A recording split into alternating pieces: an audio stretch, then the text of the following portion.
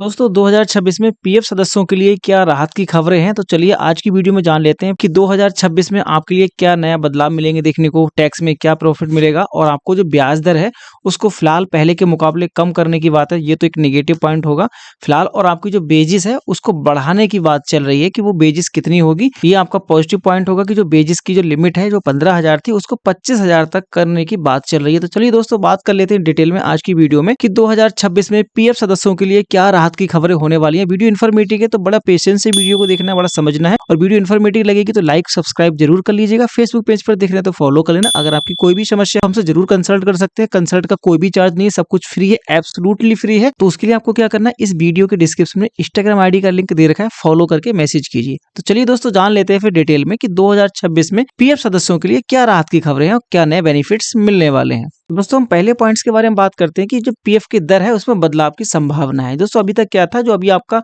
25 का और 24 का जो पीएफ था, इंटरेस्ट रेट था, वो 8.25% था। मगर दोस्तों इस साल जो है वो घटौती की संभावना है, मतलब आपका 8 से लेके 8.20% के बीच में रहने की संभावना है। फिलहाल इसका जो नियम आएगा तो आपको पता चल ही जाएगा कि आपका क्या है। मगर फिलहाल जो बात चल रही है अभी वो 8% से लेके 8.20% के बीच में रहने की संभावना होगी। फिलहाल जो पहले का था वो 8.25% था, 8.25% था। ठीक है दोस्तों, दूसरे पॉइंट्स के बारे में बात कर लेते हैं कि बजट है 2026 के हिसाब से इसमें जुड़े नियम में कुछ बदलाव किया जाएगा। कि बजट 2026 में सरकार ने पीएफ से जुड़े टैक्स और ट्रस्ट नियम को सरल बनाने की घोषणा की है। इसमें पीएफ ट्रस्ट को संचालन में पारदर्शिता आएगी और कर्मचारियों को अपने पीएफ से जुड़ी जानकारी को समझने में आसानी होगी। ठीक है दोस्तों, अभी होता क्या था, जो आपका टैक्सेशन होता था ईपीएफ के नियमों अनुसार वो पहले दो टाइप से होता था। पहले से जुड़े पीएफ नियमों में इनकम टैक्स एक्ट के अलग शेड्यूल 11 के तहत थे, जबकि पीएफ के संचालन में ईपीएफ एक्ट 1952 के तहत थे। इसमें क्या होता था, बड़ा मतभेद हो जाता था कि पीएफ का जो कंट्रीब्यूशन होगा उसमें जो टैक्सेशन होगा वो आपका इनकम टैक्स के शेड्यूल 11 के अंतर्गत होगा या ईपीएफ एक्ट 1952 के तहत होगा। तो इसी को करने के लिए इन्होंने नया कदम उठाया कि 50-50% तक इसकी संभावना है। फिलहाल आप इस जानकारी को और डिटेल में भी पढ़ सकते हैं। तो जानकारी को पढ़ने के लिए क्या करना है, इस आर्टिकल का लिंक हमने इस वीडियो के डिस्क्रिप्शन में दे रखा है, आप इस बजट के बारे में पूरा डिटेल में पढ़ सकते हैं। यहाँ पे आपको बता देंगे, हमने टेबल बना के रखा है कि आपको इसमें नया क्या नियम मिलेगा आपके लिए टैक्सेशन के रूप में। ठीक है, नेक्स्ट बदलाव के बारे में बात कर लेते हैं जो आपको बहुत महत्वपूर्ण हो सकता है। ये वाला बदलाव कि जो अभी सैलरी की बात चल रही है वो अभी तक जो बेसिक सैलरी है वो है अभी आपकी 15,000 रुपए। ठीक है, अभी इसको बढ़ाने की जो बात चल रही है वो आपकी 15,000 से बढ़ाकर 25,000 तक होने की संभावना है। पहली जो अभी तक बेसिक लिमिट है वो 15,000 रुपए, जिसके अंतर्गत आपकी जो ईपीएस में पैसा जमा होता था वो 1250 रुपए अधिकतम होता था। ठीक है, अगर यही लिमिट आपकी 25,000 हो जाएगी तो आपको यहाँ पे पेंशन में ज्यादा पैसा जमा होगा। और डेफिनेटली जब आपका पेंशन में ज्यादा पैसा जमा होगा तो रिटायरमेंट के टाइम पे आपको ज्यादा पेंशन मिलेगी भी, क्योंकि अभी पे जो कैपिंग लगी हुई है वो 1250 रुपए मैक्सिमम लगी हुई है। अब अगले बदलाव के बारे में बात करते हैं जो बात चल रही है अभी कि ईपीएफ के जो नया बदलाव होगा प्रोफाइल में सुधार के लिए। फिलहाल दोस्तों ये बदलाव सभी को पता ही है कि ईपीएफ 3.0 के अंतर्गत आपका नाम, date of birth, father name में डिटेल को मॉडिफिकेशन करने के लिए बिना दस्तावेज के आपका ऑनलाइन करेक्शन हो जाया करेगा। तो इसको और भी सिंप्लीफाई करने के लिए इसमें एक नया बदलाव आने की संभावना है। 2026 में आपके लिए नया एक रूल आने की संभावना है कि ईपीएफ निकासी में और सरलीकृत किया जाएगा। इसमें क्या होगा, जो आपका ऑटो सेटलमेंट होगा, जिससे क्या होगा कि अभी जो आप पीएफ का क्लेम लगाते हैं वो आपका मैनुअली वेरिफिकेशन किया जाता है। पहले पीएफ ऑफिस करता है, फिर उसको फील्ड ऑफिसर करता है, अकाउंटेंट करते हैं, तो इसमें थोड़ा टाइम लग जाता है। मगर अभी आपका ये ऑटो सेटलमेंट हो जाएगा, जिससे ऑटो सेटलमेंट से क्या होगा, आपकी टाइम पीरियड बहुत कम हो जाएगा, बहुत जल्दी सेटल्ड हो जाएगा। और इसी के अंतर्गत बताया गया है कि अभी जो पीएफ की निकासी होगी वो 100% तक आप पीएफ को निकाल पाएंगे।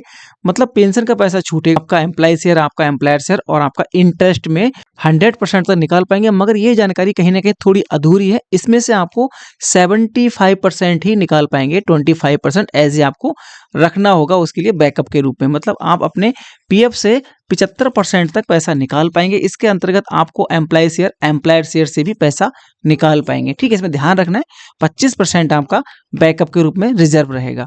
और दोस्तों इसी के अंतर्गत अगला जो नया है, ये सभी के लिए इंतजार है भाई कि जल्दी जल्दी हम अपने नए रूल के अकॉर्डिंग अपना पीएफ का विड्रॉल कर पाए। वो है अभी कि आप एटीएम से कैसे निकाल पाएंगे अपने पीएफ का पैसा। ठीक है, तो इसके बारे में यह है कि इसी साल आपको मार्च या अप्रैल तक आपको एटीएम की सुविधा देखने को मिल जाएगी कि एटीएम के द्वारा या यूपीआई के द्वारा आपको पीएफ का विड्रॉल कर पाएंगे। फिलहाल जो बात चल रही है वो एटीएम की बात तो फिलहाल नहीं है, अभी कंफर्म बताया गया है, बट यूपीआई के बारे में बताया गया है जो भी संस्थाएं भारत में एनपीसीएल करके जो संस्थाएं हैं वो अपने डिजिटल पेमेंट के लिए कंट्रोल्ड करती हैं, तो उसी के अंतर्गत ईपीएफओ और एनपीसीएल के द्वारा इसका ओवरलैप होगा। और जैसे कि आप अपने फ़ोन पे, गूगल पे के यूज़ के द्वारा अपनी किसी भी बैंक का बैलेंस चेक कर सकते हैं, उसको सेलेक्ट करके विथड्रॉल कर सकते हैं, उसी प्रकार से ईपीएफओ का एक ऑप्शन इंक्लूड कर दिया जाएगा उसमें, और जिससे आप पीएफ का पैसा निकाल पाएंगे। इसमें दोस्तों आपको ध्यान ये रखना होगा कि इसके साथ में कुछ और भी नई कंडीशन जोड़ी गई हैं कि इसकी जो लिमिट होगी वो 1 साल में आप 3 बार ही पैसा निकाल पाएँगे, ठीक है? मतलब पहले लिमिट क्या थी कि आप अगर इलनेस के द्वारा पैसा निकालना चाहते हैं, तो 30 दिन के बाद अपने पीएफ से आप पैसा निकाल सकते हैं इलनेस के द्वारा, मतलब बीमारी के द्वारा, और वो एम्प्लॉयी शेयर का, ठीक है? एम्प्लॉयर शेयर का ऑप्शन नहीं था, बट अब जो ये नया ऑप्शन जुड़ जाएगा, तो जैसे ही आपके सामने यूपीआई की सुविधा आ जाएगी, तो आप अपने एम्प्लॉयी शेयर, एम्प्लॉयर शेयर और इंटरेस्ट, इन तीनों से पैसा निकाल पाएँगे, वो भी 75%, वो भी 1 साल में 3 बार, और कम से कम आप ₹1000 निकाल पाएँगे, इससे कम आप नहीं निकाल पाएँगे। तो दोस्तों, क्या आपको भी इसका इंतज़ार है कि एटीएम की सुविधा जल्दी जोड़ी जाए और आप जल्दी से जल्दी पैसा निकाल पाएँ? तो दोस्तों, आप हमें कमेंट में ज़रूर बताइएगा। मगर दोस्तों, जैसे ही आपके साथ यूपीआई की सर्विस आ जाएगी, तो आपके इस नियम के साथ एक नियम और जोड़ने की संभावना है कि आपका फुल सेटलमेंट की सीमा को बढ़ा दिया जाएगा। जैसे कि आप पीएफ का जो पैसा निकालेंगे फॉर्म 19 के द्वारा, उसको आप रिजाइन के 1 साल बाद, मतलब 12 मंथ के बाद निकाल पाया करेंगे, और पेंशन का पैसा आप 36 मंथ, मतलब 3 साल के बाद निकाल पाएँगे। मतलब आपके लिए जैसे ही यूपीआई की सुविधा आ जाएगी, उसके साथ आप 75% निकाल पाएँगे। बट ये आप फुल विथड्रॉल निकालना चाहेंगे, तो आपके लिए पीएफ निकालने के लिए फॉर्म 19 को क्लेम करने के लिए 1 साल का वेट करना होगा, और पेंशन को निकालने के लिए आपको 36 महीने का वेट करना होगा। तो इसके साथ में कुछ पॉजिटिव पॉइंट भी हैं और कुछ नेगेटिव पॉइंट्स भी हैं। दोस्तों, पॉइंट्स कैसे लगे, अच्छे लगे या खराब लगे, हमें कमेंट में ज़रूर बताना है कि जैसे ये यूपीआई की सुविधा जुड़ जाएगी, तो आपको 12 महीने बाद निकाल पाएँगे, 36 महीने बाद निकाल पाएँगे। और दोस्तों, आपको इन्फॉर्मेशन अच्छी लगी तो आपने यार अभी भी हमें सब्सक्राइब नहीं किया, नीचे सब्सक्राइब का बटन है, सब्सक्राइब कर लो। फेसबुक पेज पे देखें तब भी हमें फॉलो ज़रूर कर लो, कि आपको इस प्रकार की information video time to time मिलती रहेंगी। और इस वीडियो को सभी फ्रेंड्स के पास ज़रूर शेयर कर देना जो आपके साथ जॉब करते हैं, पीएफ के सदस्य हैं। और हम मिलते हैं इस प्रकार की और भी इन्फॉर्मेशन वीडियो के साथ, तब तक के लिए थैंक्स फॉर वॉचिंग।